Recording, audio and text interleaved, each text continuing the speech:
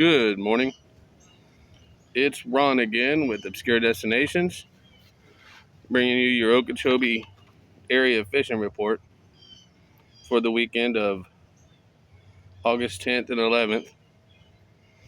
We have a new sponsor, which is Mundo's Coffee. Really good. We got the campfire blend. You should give it a try. The link is going to be in the description. And we're making it hot out here. Okay. Fishing in the Okeechobee area is really best in the mornings and in the late afternoons after the thunderstorms. The thunderstorms cool the water down a little bit, and they stay pretty cool from about the night until in the next afternoon because the water gets really hot. The bass and bluegill fishing, that's what's biting right now. So if you're headed out fishing for bass, you'll want the top order lure, like a swim jig or a swim bait, 8 to 10 inch worms, spinner bait, popping frogs, stuff like that you can get from Gambler. There's a lot of great ones out there. Areas to pinpoint lately, it's been around any good sized bluegill beds.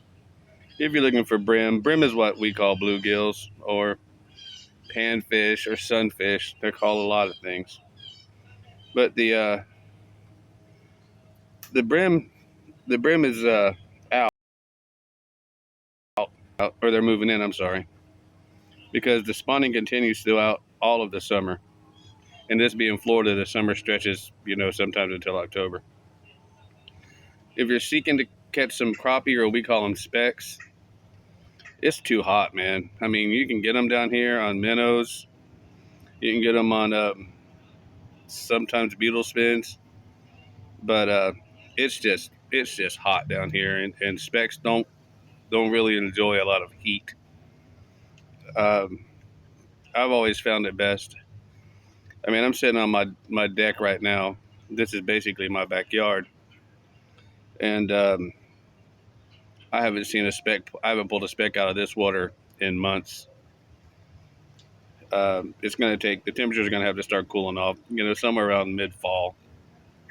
But if you can find them, you'll find them on the drop-offs under docks like this one. You'll find them, but you really have to know what you're looking for.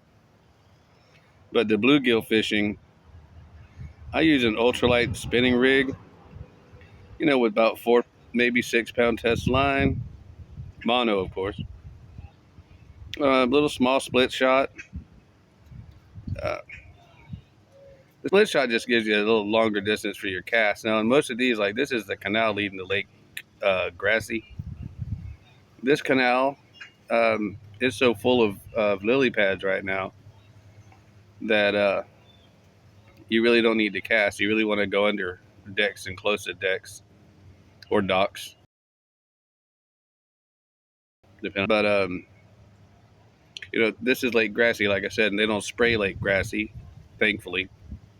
So, we've got a healthy underbrush of lily pads. It also keeps the water cool, and you really do a lot of good fish catching off of these in these canals.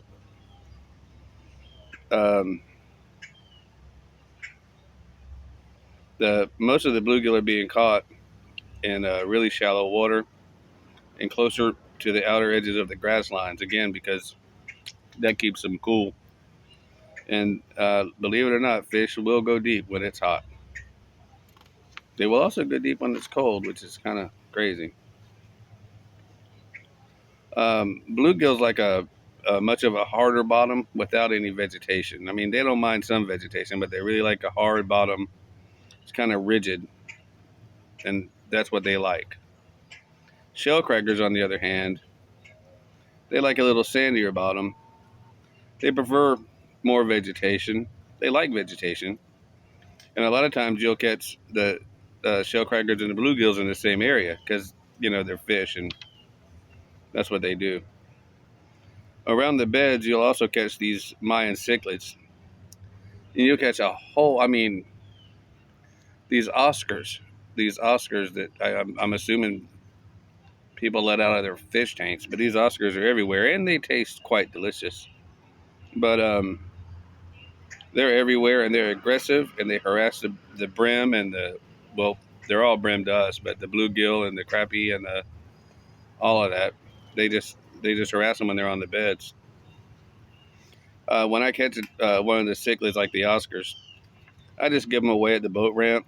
We need to cut the Oscar population down. I mean, they're great to eat. They taste great. They taste better than tilapia. That's for damn sure. And they fry up great. They bake great.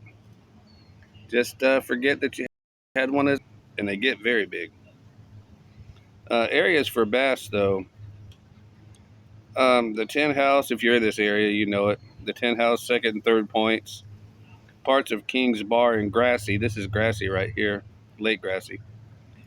Taylor and JS Canals, especially the JNS Canal. This time of year, it's usually great, and it's been great lately. The canal has a lot of humps, rock piles, and then there's parts of Indian Prairie, Horse Ditch. But the biggest part that I've had luck with is Monkey Box. It's over in it's I guess you could call it Lake Okeechobee. Some people don't consider it Lake Okeechobee, but Monkey Box is really good right now. The Observation Shoal and the northern west side of Dupree Bar are really hitting. But the trick is going to be what bait you use and what you plan on taking with you. And remember to bring a lot of water because it's hot. And make sure you fuel up with Mundo's coffee before you go. And it's going to be hot out there on that lake. Right now the water is very calm, as you can see here. Even though this is in the canal, it's still pretty comfortable and calm. And just have fun fishing. Take your kids fishing. It's going to be a good day for it. If you're a live bait person, the brim are tearing the minnows up like it's crazy.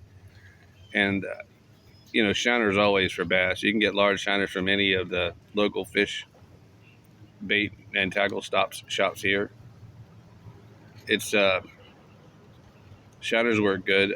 If you're an artificial bait guy, well, like I said before, for artificial bait anywhere in this area right now, because of the way that the waters are, the way everything is good, is the color patterns that you're going to want are the white, June bug, red bug, tilapia, and the Okeechobee are great on the cloudier days. But I mean, you're going to definitely want top water lures and swim jigs and swim baits right now. You can get away with the 10-inch worms, but spinner baits and popping frogs, and you can get all that from Gambler or anywhere else. So, and I hope this helped you, and I hope you have a good weekend on the lake. And I'll talk to you later. This is Ron from Obscure Destinations, brought to you by Mundo's Coffee. Obscure Destinations Campfire Blend. Custom roast to be as bold as your adventures. An exotic tropical blend of organically grown South American and Indonesian coffees. Created for the outdoor lover to kickstart your morning. Have a great day, and we hope to see you next week. Be well.